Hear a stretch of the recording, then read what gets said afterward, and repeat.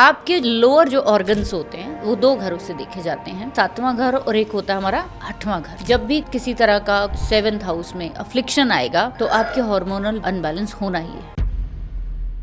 जब आपके पीरियड्स आते हैं तो कहते हैं चंद्रमा और मंगल आपस में मिलते हैं ट्रांजिट में, उस दिन आपके पीरियड्स आते हैं। राहु एंड केतु आपके 8th हाउस में है तो आपको हल नहीं मिलता, बहुत ठोकरे खाते हो आप। तो जितनी भी खेती बाड़ी होती है उनके लिए जितने भी बीज जो लगाए जाते हैं, जो जमीन के अंदर जाके आपको एक नया पौधा जो है वो पनपता है। जीवन जो है समाप्त हुआ आपका लास्ट टाइम, वो किस परिस्थिति में हुआ ये 12th का लॉर्ड बताता है। चांदी का एक टुकड़ा ले लीजिए रफ, उसको आप पानी में रात को डाल लो, सुबह उठते ही आपने पीना है। आप इतना काम फील करेंगे।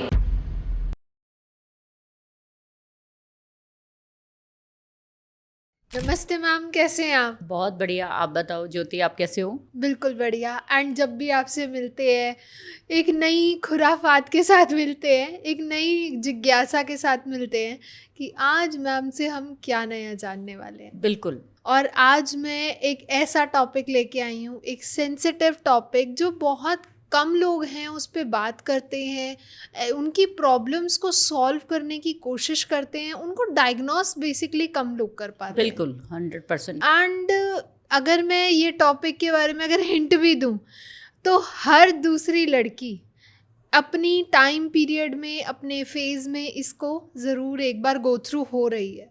एंड बहुत ज़्यादा ट्रॉमा, डिप्रेशन, इमोशनल इतना हो जाती है।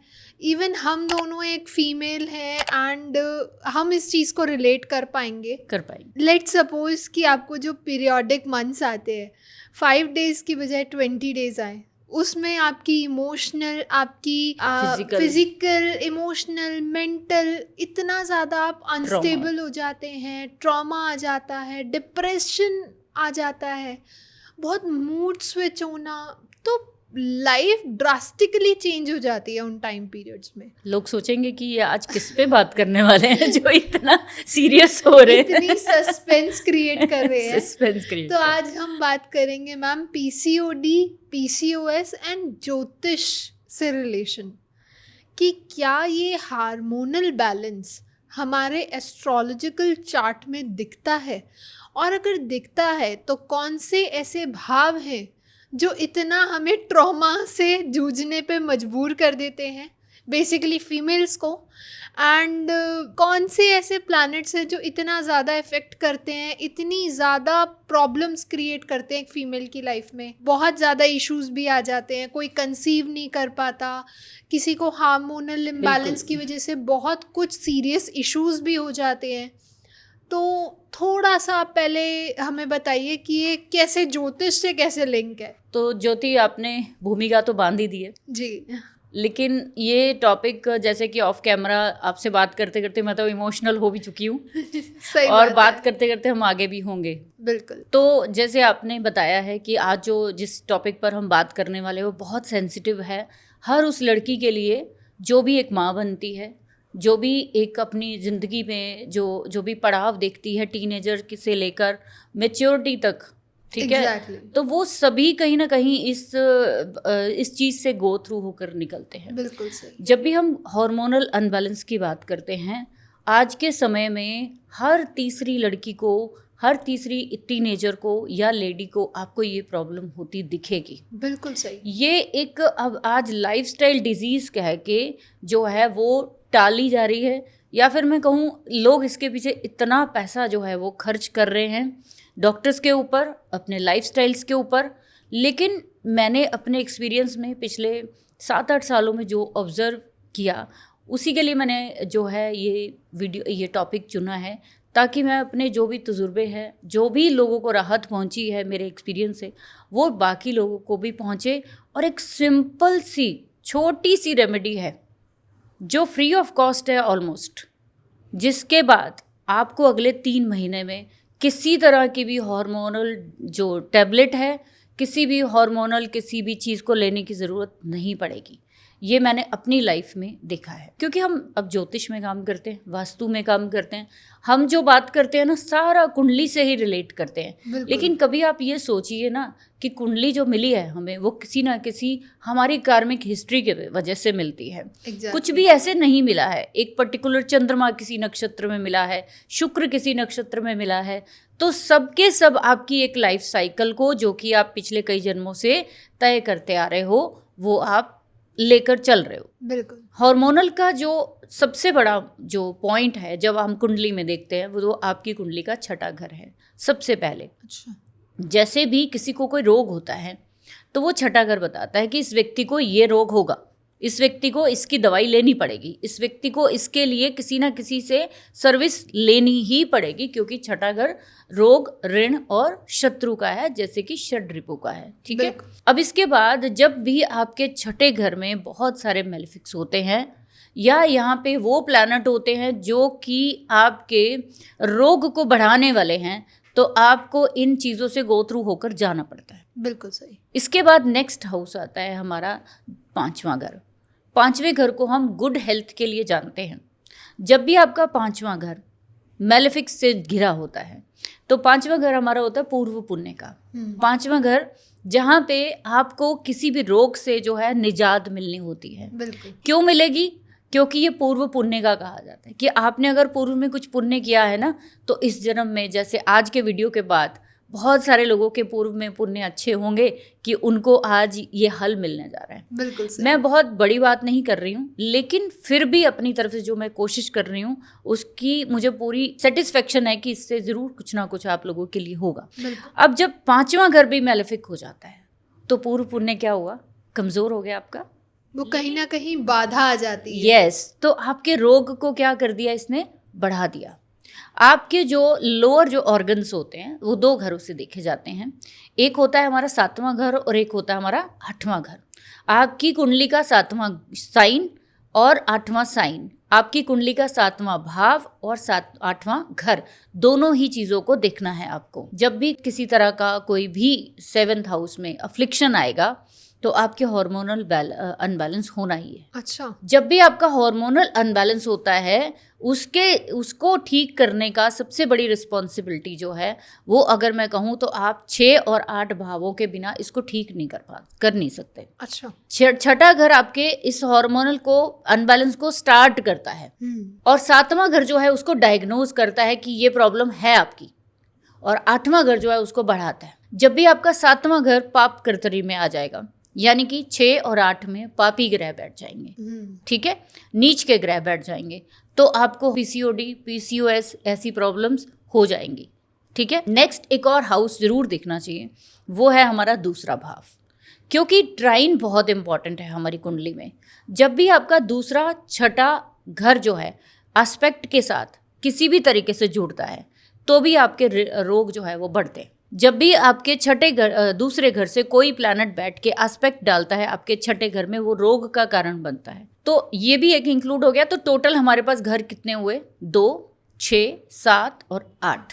ठीक करने के लिए हमें चाहिए 2 घर, एक है 5वां और एक है 11वां घर, बस फिर आप ठीक हो।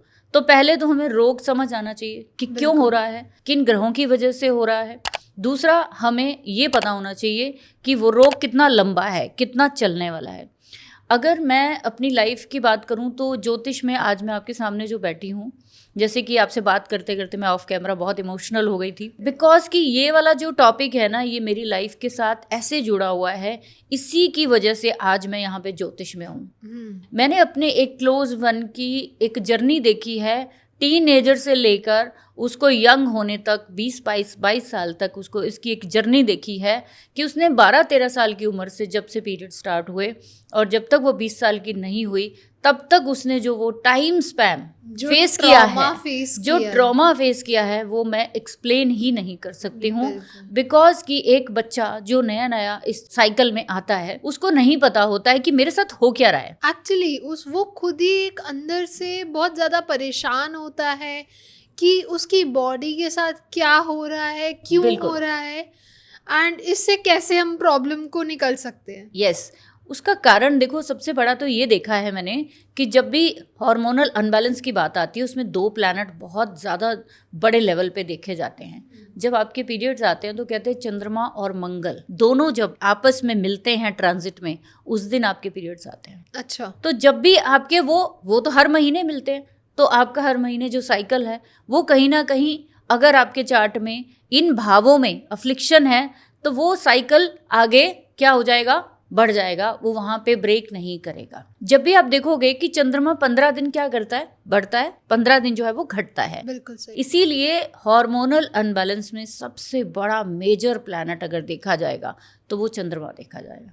आपके चार्ट में चंद्रमा का नक्षत्र लॉर्ड अगर अफ्लिक्टेड है, अगर वो मेलेफिक है वो नक्षत्र, क्योंकि 27 नक्षत्र हैं, 27 नक्षत्रों के अलग अलग लॉर्ड्स हैं, अलग अलग उनके स्वभाव हैं। अगर वो चंद्रमा का नक्षत्र ऐसा है जो कि चंद्रमा के साथ तालमेल नहीं बिठाता जी, जैसे शुक्र हो गया, वाटरी प्लैनेट है, तो चंद्रमा का नक्षत्र लॉर्ड अगर शुक्र बना तो शुक्र भी पानी है, चंद्रमा भी पानी है, ये दोनों मिलकर आपके अंदर एक ड्रास्टिक पीसीओडी या पीसीओएस साइकिल को डिस्टर्ब जो है वो क्रिएट कर देंगे। चंद्रमा जो है वो रिस्पॉन्सिबल है सबसे पहले आपकी ये साइकिल को डिस्टर्ब करने के लिए। जब भी आपके चार्ट में चंद्रमा ग्रहण में होता है, चंद्रमा आपके 6, 8 और 12 के साथ जुड़ा होता है, आपको इन सारी चीज़ों से लाइफ में एक बार गो थ्रू ज़रूर होना पड़ता है।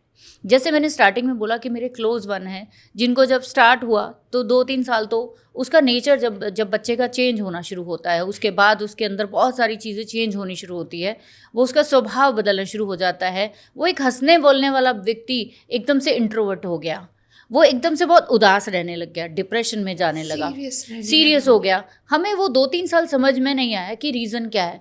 15 साल तक होते होते उधर से पढ़ाई का बर्डन, बोर्ड एग्जाम्स, तो बोर्ड एग्जाम्स का एक अलग ट्रॉमा। अब उसमें क्या हुआ कि वो बच्चा इतना ज़्यादा ट्रॉमेटाइज हो गया, इतना ज़्यादा हो गया कि उसका वेट बढ़ने लगा, उसकी बॉडी पे पूरी स्वेलिंग आने लगी, उसको और ज़्यादा डिप्रेशन। अब एक लड़की के लिए ना सबसे बड़ा पंगा क्या होता है कि उसका वेट बढ़ने लग गया ना जिस दिन तो आदि तो वो वैसे ही उस दिन ही डिप्रेस हो जाते, मेरा वेट बढ़ेगा है ना। इसलिए हमने देखा कि वो 3 साल तो इससे निकली, फिर उसका वेट बढ़ना शुरू किया। फिर उसके बाद उस समय ना, अगर मैं कहूँ आज से 10 साल पहले की बात है ये, उस समय मैं ज्योतिष में नहीं थी, इतनी सीरियस नहीं थी, पढ़ती थी। तो मेरे को जिसने जहाँ पे डॉक्टर बताया मैं वहाँ, किसी ने बोला होम्योपैथिक ट्रीटमेंट कराओ, मैंने वो कराया 6-8 महीने हमने कराया उसके लिए। उसके बाद किसी ने बोला होम्योपैथिक नहीं, यूनानी मेडिसिन है वहाँ कराइए, हमने वहाँ ढेर सारी उसकी मेडिसिन। वो बच्चा, आज मैं ज्योति आपको बोलती हूँ कि वो बच्चा सुबह उठ के ना 8-10 टैबलेट खाली पेट उस डॉक्टर ने उसको दिया। स्कूल जाने से पहले 11th-12th का बच्चा स्कूल जाने से पहले क्या कर रहा है, वो 6-8 गोलियाँ खा रहा है। वो क्या माइंडसेट लेकर जा रहा है, वो बच्चे का वो क्या दिमाग में क्या पड़ेगा, वो क्या बढ़ेगा, वो क्या खाएगा, वो जो टाइम पीरियड उसका, जैसे जैसे हमें किसी ने बताया तो हम उसको ले जाते रहे, चलो भाई इधर उधर, कोई फ़र्क नहीं, चीज़ें वैसे की वैसे। लास्ट में किसी ने बोला इन सब चीज़ों का फ़र्क नहीं पड़ता, आप एलोपैथिक में ट्रीटमेंट कराइए। एलोपैथिक में डॉक्टरों ने क्या बोला, हार्मोनल अनबैलेंस है जी, आपको हार्मोन्स की मेडिसिन दी जाएगी। तो वो डॉक्टर्स क्या देते हैं, आई पिल देते हैं। तो वो बच्चे को आई पिल देना शुरू कर दिया, ठीक है।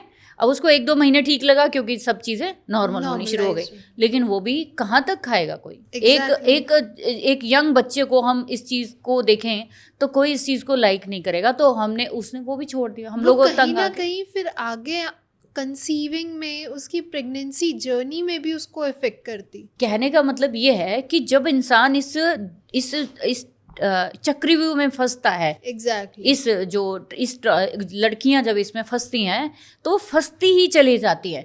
एक डॉक्टर, 2 डॉक्टर, 3 डॉक्टर, कभी योगा, कभी ये, कभी मेडिटेशन, कभी कुछ, बट रूट कॉज पे काम नहीं करते हम लोग। जो मेरे को ज्योतिष ने समझाया, जो मुझे कम से कम भी ज्योतिष में आने के 5 साल के बाद समझ में आई कि ये तो यहाँ पे पंगा था भाई, इसका सिर्फ इतना सा ही काम था और इसको यहाँ पे ठीक करना चाहिए था। और वो हमने जैसे ही किया, आज इस चीज़ को कम से कम 2 साल हो चुके हैं। ऐसा कोई इशू नहीं है, कोई मेडिसिन वो नहीं बच्चा ले रहा है, नॉर्मल लाइफस्टाइल, कोई वर्किंग नहीं, कोई कुछ नहीं।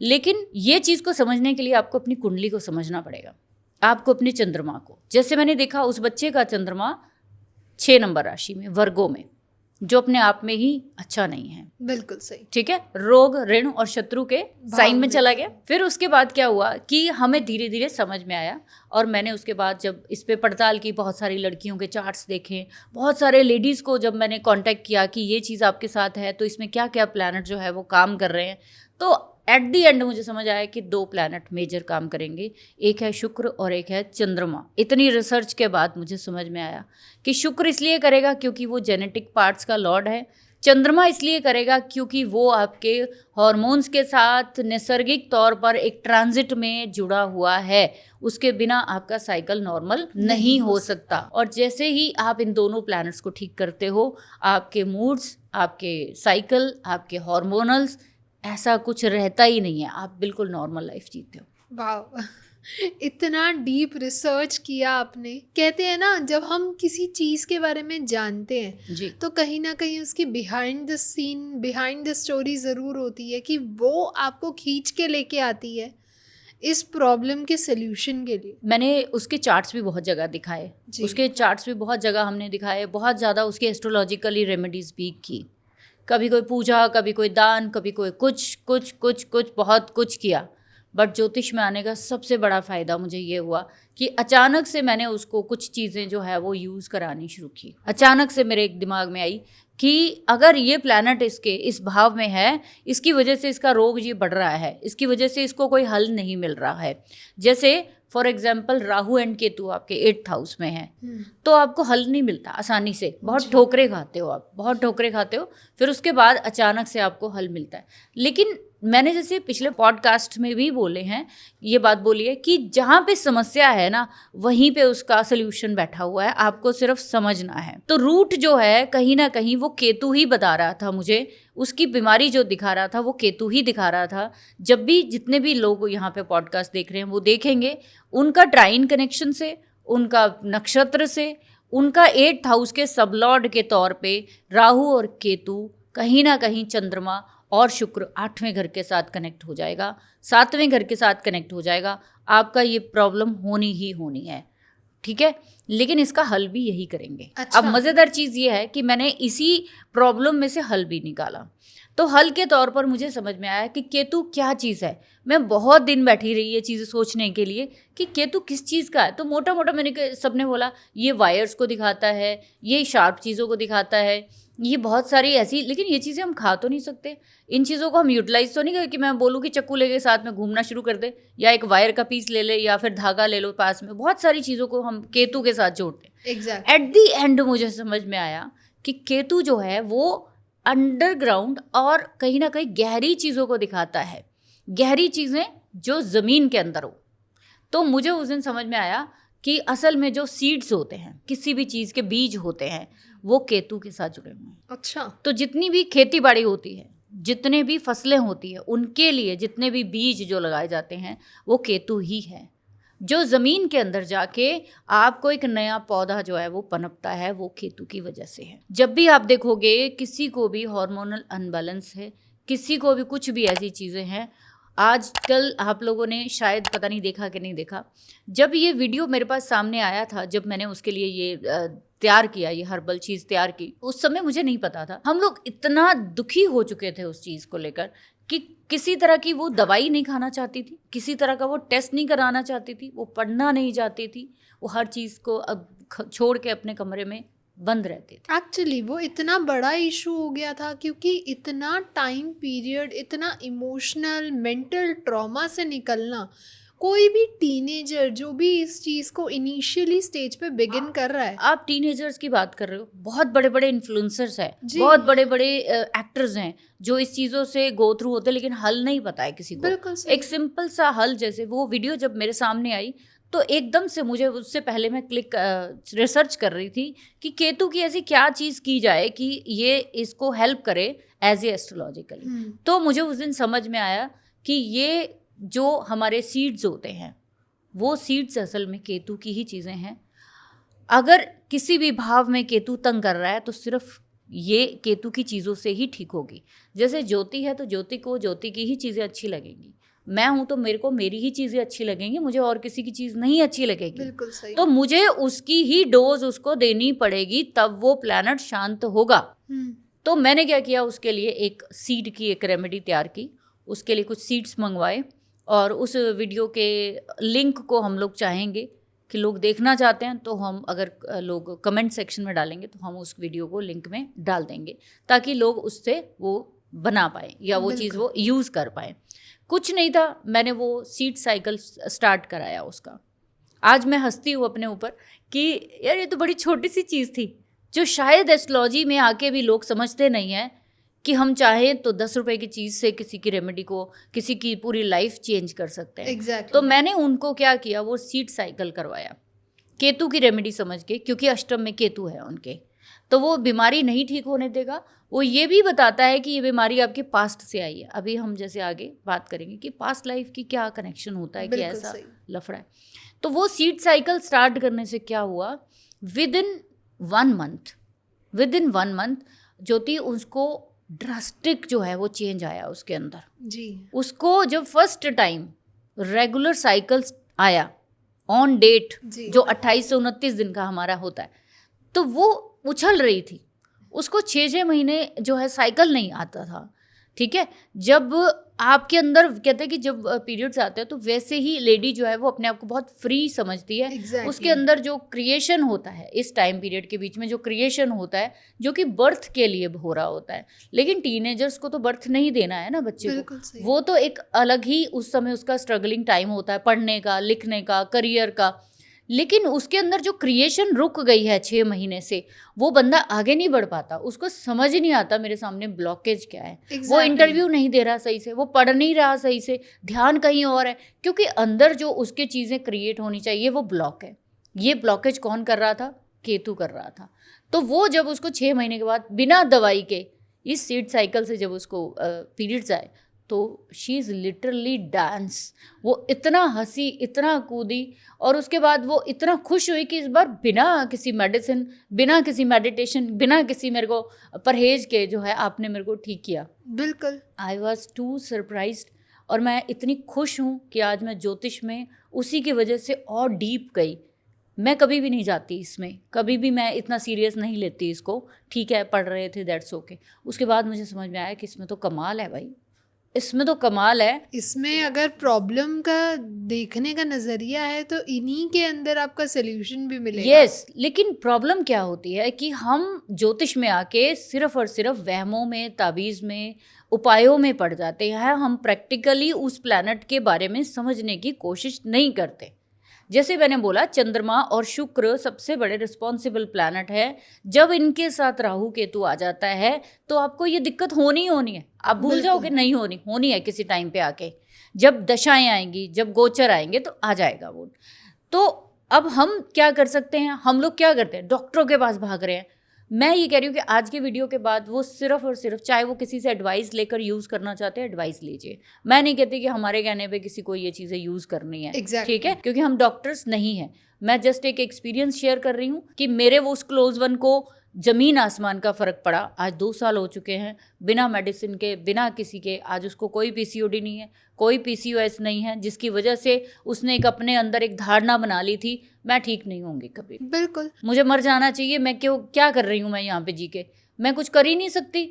मैं जब मेरी बॉडी जब ठीक नहीं है, मेरा माइंडसेट ठीक नहीं है, मैं डिप्रेशन में हूँ, मैं क्या ही कर लूँगी।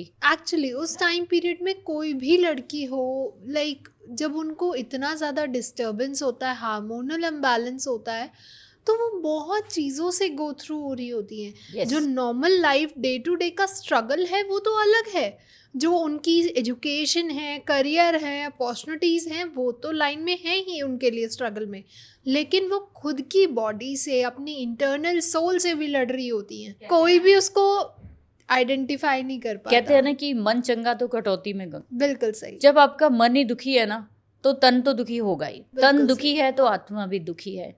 ये तीनों प्लैनेट, मंगल, चंद्रमा, सूर्य, पैरेलल ही चलते हैं, जो शरीर, मन और आत्मा का कारक है। इसीलिए चंद्रमा के साथ हार्मोनल्स को जोड़ा जाता है।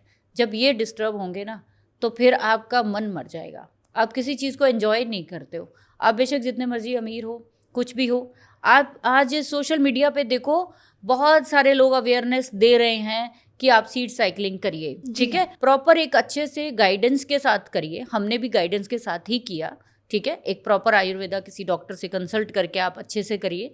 लेकिन इस समस्या की जड़ जो है वो राहु और केतु ही होते हैं। इनको ठीक करने का इलाज भी राहु और केतु ही करेंगे।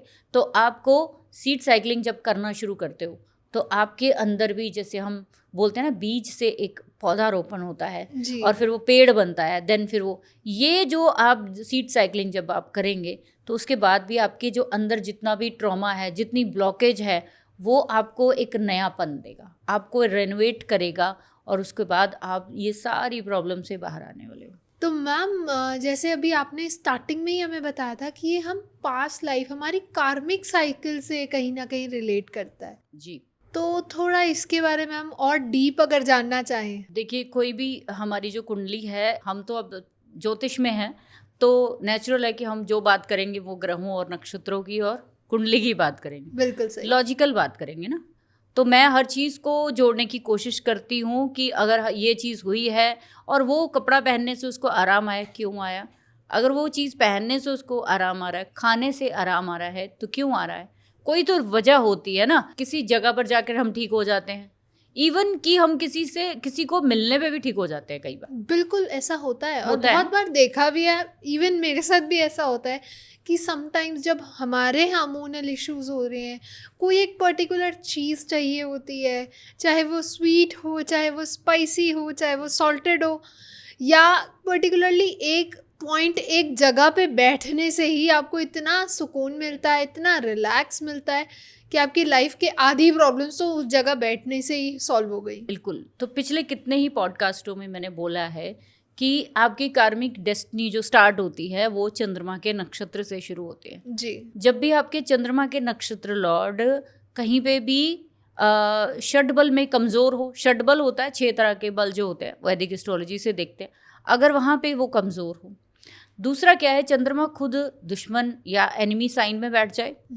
तीसरा, अगर आपके इस नक्षत्र लॉर्ड को किसी भी तरह से किसी की सहायता नहीं मिल रही है, वो कमज़ोर है, जैसे मान लीजिए कि शुक्र है, वो जाके नीच का हो गया, किसी का नक्षत्र लॉर्ड शुक्र है, ठीक है, शुक्र नीच हो गया, अब ये नीच का होकर 6ठे घर में बैठ गया या 8वें में बैठ गया।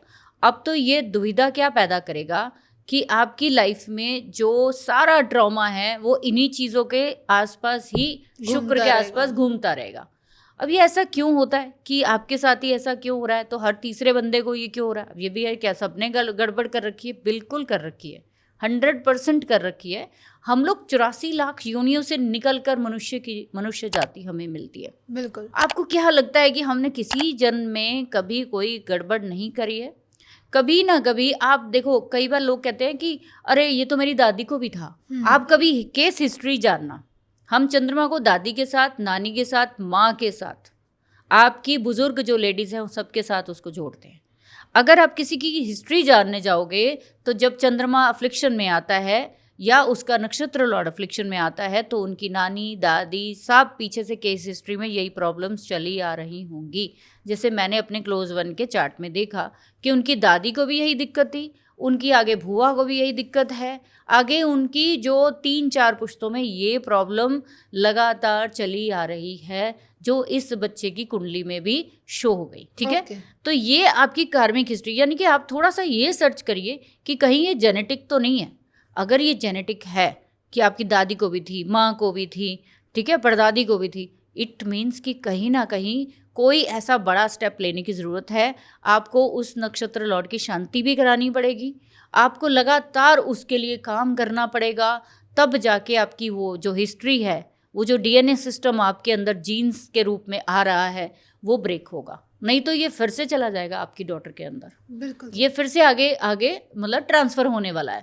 तो ये कौन दिखाता है? जब अष्टम में राहु और केतु होते हैं, जब आपके 6th हाउस में राहु और केतु होते हैं, बिकॉज इन हाउसेस में बैठकर राहु और केतु 2nd हाउस को और 12th हाउस को ट्रिगर करते हैं, क्योंकि 12th हाउस किसी भी व्यक्ति का पास्ट बताता है, जीवन जो है समाप्त हुआ आपका लास्ट टाइम वो किस परिस्थिति में हुआ, ये 12th का लॉर्ड बताता है, ठीक है। 12th का लॉर्ड आपके चार्ट में ये बताएगा कि आपको सबसे ज़्यादा चैरिटी या फिर आपको डिसअपॉइंटमेंट या आपकी लाइफ में सबसे ज़्यादा दुख कहाँ पे आएगा, ये बताता है।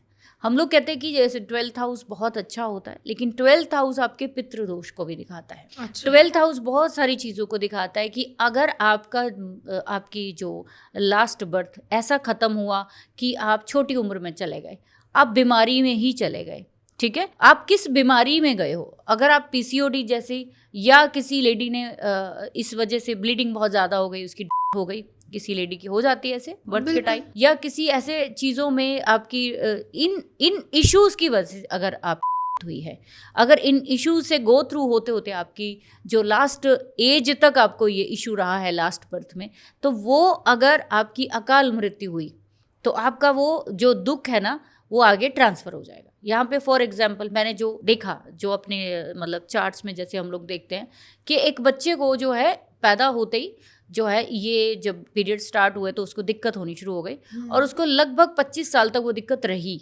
तो कितना टाइम स्पैम 10 साल के आसपास रहा उसका, कि 12-13 से अगर हम काउंट करते हैं।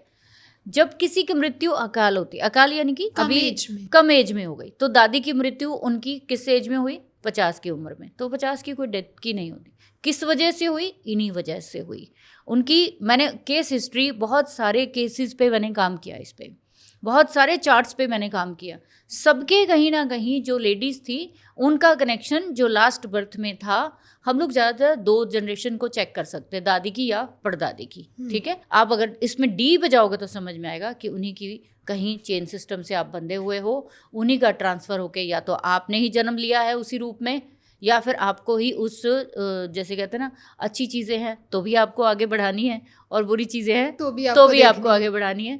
मैं अच्छा समझती हूँ कि अगर आपको कोई तकलीफ़ है, अगर आपको कोई परेशानी है, जैसे हमने स्टार्टिंग में बोला, जब तक दर्द नहीं होगा तब तक आपका हल नहीं होगा। दर्द होना ज़रूरी है, डायग्नोज कर लीजिए अपने चार्ट में, उसके बाद उसका हल भी आपको आराम से हो जाएगा।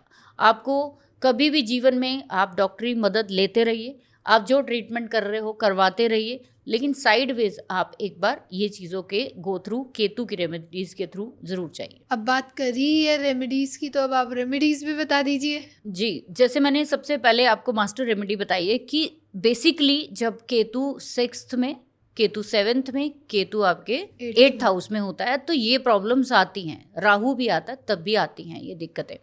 तो ऐसे में आपको कोई ना कोई बीज वाली चीज़ें जो है वो खानी चाहिए। वो बीज जो है वो किसी भी फॉर्म में हो सकते हैं, पम्पकिन सीड है आपके, फ्लैक्स सीड्स है आपके, किसी भी फॉर्म में। आपको इसके लिए कहीं ना कहीं जो भी हमें कमेंट करेंगे उनको हम ये ज़रूर एडवाइस करेंगे, जो भी मैंने किया किसी के लिए वो भी मेरे से एडवाइस ले सकते हैं। इस मामले में मैं हर तरह से हेल्प करूँगी, और इसमें मुझे कुछ नहीं चाहिए, मुझे सिर्फ ये चाहिए कि किसी को रिलीफ आना चाहिए, क्योंकि मैंने वो ट्रॉमा 5 साल देखा है उस पर्सन का, और उसकी बात जब भी आती है तो मतलब मैं रोए बगैर नहीं रहती हूँ। बिल्कुल। तो मैंने जैसे आपको बोला कि मेरे लिए वो बहुत सेंसिटिव पार्ट है मेरी लाइफ का, तो आप अगर ठीक होना चाहते हो आप उसको ज़रूर आजमा के देखिए, ठीक है। हम यहाँ वीडियो में इसलिए ज़्यादा डिस्क्राइब नहीं कर रहे वो चीज़ें, बिकॉज कि हर चीज़ का एक मर्यादा है, एक लिमिटेशंस है। हम उसको पर्सनली शेयर कर सकते हैं किसी को, लेकिन ओपनली नहीं, ठीक है। बिल्कुल। तो वो आप उसके लिए ज़रूर मैसेज करिए, टीम को करिए,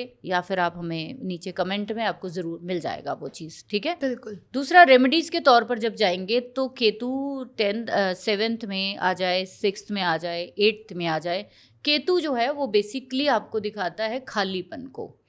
आप जब किसी भी चीज़ को बहुत ज़्यादा सोचने लग जाते हो, ओवर थिंकिंग में चले जाते हो, आपको ओवर थिंकिंग में नहीं जाना। आप यकीन नहीं करोगे कि राहु, केतु और शनि की सबसे अच्छी रेमेडी है चंद्रमा। अच्छा। इन लोगों को कहीं ना कहीं अपने माँ के साथ संबंध जो है ना वो बहुत अच्छा बनाना चाहिए। अगर ऐसे बच्चों की मदर मेरी बात सुन रही हैं तो प्लीज़ अपने बच्चे के साथ उसके इस टाइम पीरियड में हेल्प करिए। उसको जितना इमोशनल, वो आपकी बात नहीं सुन रहा है, वो आपकी बात अंडरस्टैंड नहीं कर रहा है, बट आप कोई भी नेगेटिविटी उसकी तरफ मत डालिए, बिकॉज चंद्रमा अगर कहीं सपोर्ट माँ की नहीं हुई ना तो ऐसे बच्चे बहुत गलत स्टेप जो है वो उठा लेते हैं अपनी ज़िंदगी। बिल्कुल। तो मदर जो है, मदर का साथ हमेशा अपने साथ रखिए, उनको उनके साथ बैठना उठना शुरू करिए। आप उसके साथ जो भी, चाहे वो डांटती हैं, चाहे वो आप जिस भी तरीके से, लेकिन मदर के कनेक्शन में रहिए। जितना आप मदर के कनेक्शन में रहेंगे, जितना आप उसकी बात सुनेंगे, आप उतनी जल्दी हेल्थी होंगे। आपके इमोशनल ट्रॉमा उतनी जल्दी ठीक होगा। अब यहाँ पे क्वेश्चंस बहुत सारे उठाने वाले लोग हैं। वो ये भी कह सकते हैं कि मदर नहीं है या मदर के पास नहीं रहते, ऐसी भी कंडीशन है। तो ऐसे में चांदी के ग्लास में पानी पीजिए जितना हो सकता है। चांदी का एक टुकड़ा ले लीजिए, रफ हैवी टुकड़ा ले लीजिए, 50 ग्राम का आप ले लो, 100 ग्राम का ले लो, 10 ग्राम का ले लो, जितनी आपकी जेब है, बट सॉलिड लीजिए, रफ चांदी लीजिए जो प्योर होती है। किसी वो नहीं लेना सिक्का या कुछ। उसको आप पानी में डालिए और रात को डाल लो, सुबह उठते ही आपने पीना है। आप इतना काम फील करेंगे, आप इतना जो है वो जो स्टकनेस है आपके अंदर, ये आपका फ्लो बनना शुरू होगा। क्योंकि जब आप स्टक होते हो कहीं पे, इमोशंस में, फिजिकली, मेंटली, तो सारे काम भी रुकने शुरू होते हैं। ठीक है, तो दूसरी रेमेडी हम चंद्रमा से करेंगे।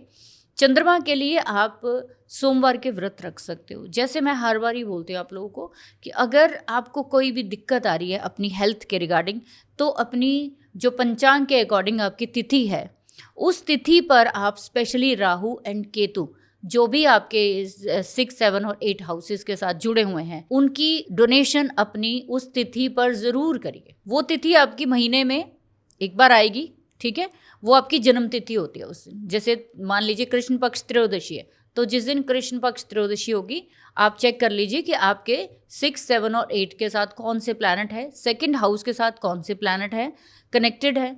तो दृष्टि किसकी आ रही है, उन सब प्लैनेट्स की आप उठाइए, पोटली बनाइए किसी भी फॉर्म में, सिंपल, या तो जल प्रवाहित कर दो, ठीक है, या किसी खुली जगह पे, बिल्कुल जहाँ पे कीड़े मकोड़े कहीं घूमते हैं वहाँ डाल दो, वो खा लेंगे। या फिर उसके अलावा आप उसको मंदिर में देना शुरू करिए, ठीक है, या किसी गरीब के अगर चीज़ देना चाहते हो उसको दे दो, ये सबसे बेस्ट है। एक और मास्टर रेमेडी केतु के लिए, राहु के लिए, वो की जानी चाहिए हर उस लड़की के लिए जो कि इन चीज़ों से, या एक लेडी जो भी इससे निकल रही है, कि आपको स्पेशली ध्यान रखना चाहिए कि जब भी जो भी कीड़े मकोड़े ज़मीन पर रेंगने वाले हैं, उनके लिए फूड का अरेंजमेंट ज़रूर करिए। अच्छा। कहते हैं कि जब आप ये कीड़े मकोड़ों के लिए खाने का अरेंजमेंट करते हैं, इनको जो थोड़ा सा भी डालते हो, जैसे कि हम तिल चौली बोलते हैं, जिसमें हम 5 तरह का मेवा डालते हैं और सूजी, घी, इनका एक मिक्सचर बना के, बारीक पाउडर बना के हम चींटियों को डालते हैं। ये इतनी ट्रेडिशनल रेमेडी है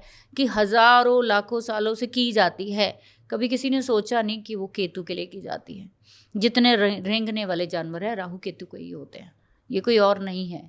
तो जब आप इनको देते हो तो ये ज़मीन के अंदर जाते हैं, तो पाताल में भी आपका संदेश जाता है, आपके जो आपको ब्लेसिंग्स मिलती है, क्योंकि ये भी किसी योनि में है, ये जानवर भी किसी योनि में है, ठीक है। हो सकता है आप इन्हीं के बीच में से कोई आए हो, आज कुछ पता नहीं है किस कीड़े मकोड़े से उठ के हम इस जन्म में आ रहे हैं, राइट। तो जब आप इनकी हेल्प करोगे, इनके लिए कुछ करोगे, तो आप देखोगे कि आपकी सारी दुविधा दूर होती है।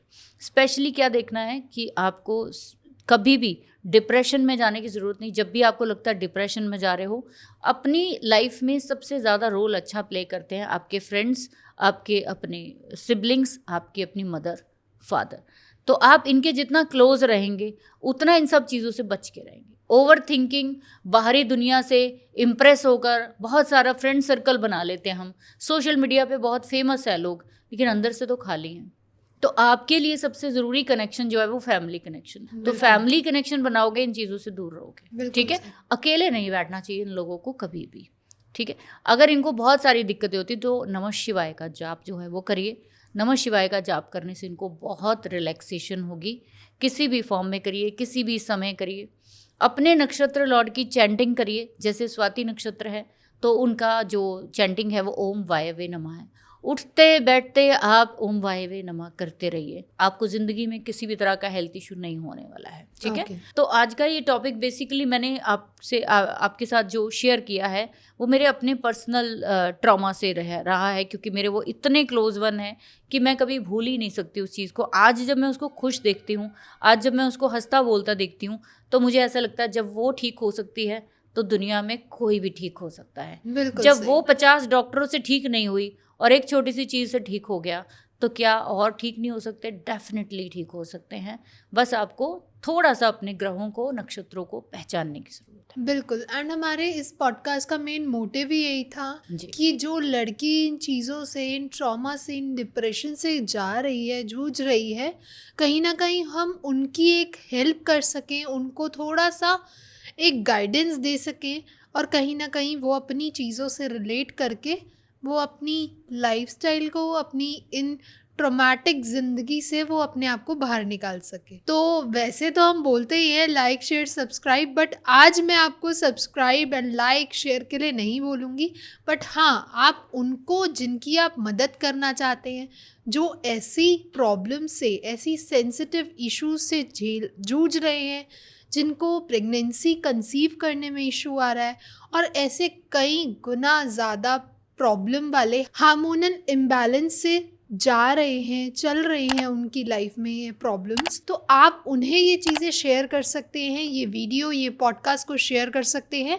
ताकि वो भी अपनी लाइफ को बहुत इजी एंड स्मूथ गोइंग बना सके। तो thank you so much ma'am, इतने अच्छे और इतने सेंसिटिव टॉपिक पे बात करने के लिए आज। एंड ऐसे ही हम और भी नए नए टॉपिक्स आपके लिए लेके आएंगे, आपसे जानने के लिए, आपसे बात करने के लिए। And thank you so much. Thank you very much Jyoti.